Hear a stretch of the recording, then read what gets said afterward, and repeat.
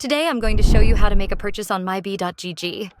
If you have any questions, please go to the FAQ page or contact us. We usually reply within an hour. If you scroll down, you'll see the available items. Now let's choose what we want to buy. In my case, I'm going with Harvester, Spirit, and Traveler's Axe. Click on Checkout. Before it takes you to the checkout page, it'll ask you to create an account so your order is saved and you can come back to it anytime or receive your items safely. After adding your items to the cart, just proceed to checkout and complete your purchase.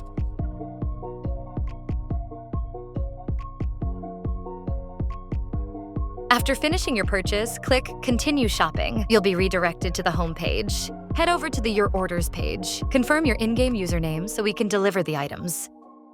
Once confirmed, copy your order ID and click on Details. There, you'll find a button to join our Discord server.